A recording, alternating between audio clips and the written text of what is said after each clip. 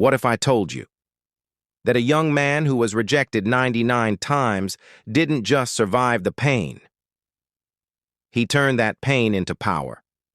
The very people who once ignored him stood up and applauded.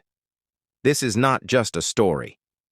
This is a lesson in resilience. This is the story of Kabir, the boy who turned no into a destiny-defining yes. Kabir grew up in a quiet town, a place where dreams were small and reality was loud. His father was a mechanic. His mother stitched clothes. They didn't have much, but they gave him something rare: belief. As a child, Kabir was different. While other kids played cricket, he wrote stories, built machines out of cardboard, sketched designs in the corners of his notebooks. People laughed. They called him strange, but he smiled, because deep down, he knew he was meant for more. When he turned 21, he moved to the city, with a backpack full of dreams, and barely enough money for a month's rent, he whispered to himself. This is where it begins, his dream. To start a design company, one that solved real problems with simple, beautiful ideas. So he went door to door, pitching to investors. Small businesses, even strangers in cafes, and the answers came back like cold rain. No, not interested. You don't have enough experience. Try again next year. That was rejection number 1. Then number 2. Then 5, 15, 36. By the 50th rejection, Kabir lost sleep. By the 70th, he lost confidence.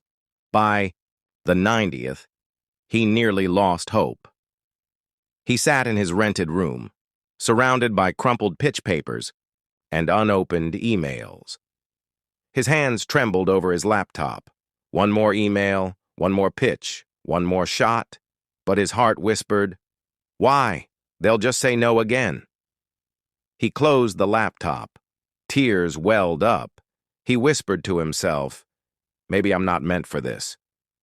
That night, his mother called. Her voice was calm.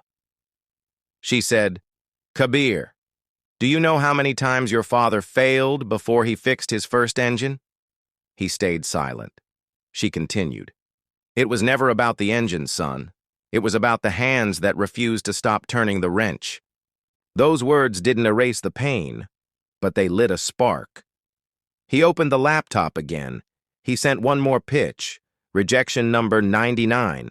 He laughed bitterly. "No's, that's it, I'm done." But the next morning, something unexpected. An email. Subject line, "Let's talk." It was from a small startup incubator. Not famous, not flashy, but it was something. Kabir hesitated. He nearly didn't go, but he remembered his mother's voice, the hands that refused to stop. He walked into their office, nervous. Waiting in the lobby, heartbeat loud. He entered the room. A man in his 40s looked up from his laptop. He said, "You know, this is the most honest pitch I've read in weeks." Kabir blinked.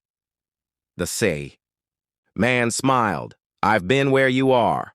I've felt that rejection, but I also know what comes after if you keep going." Then he leaned forward.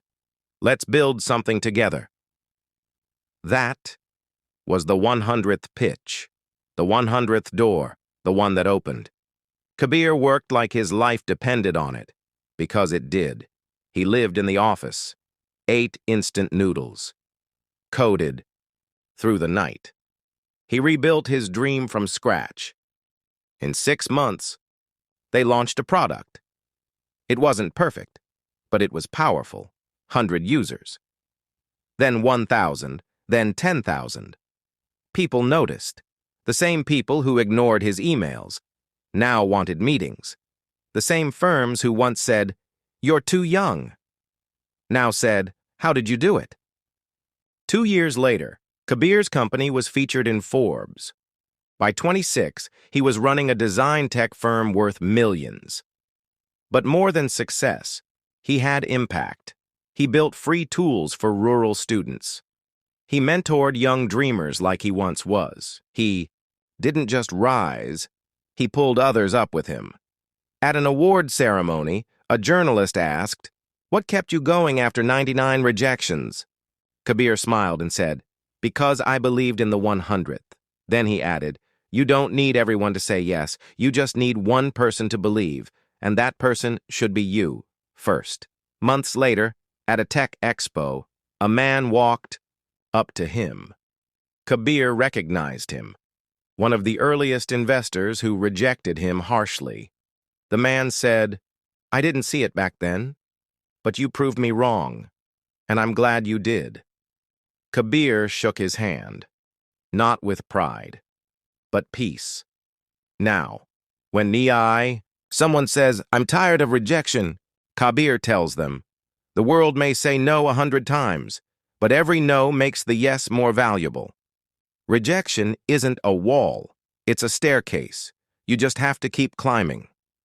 If you're watching this and feel like you're not enough, if your emails go unanswered, if your dreams are laughed at, remember this: rejection isn't the end, it's the beginning for those who don't give up.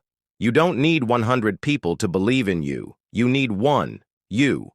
Because sometimes, the 100th door doesn't just open, it opens everything.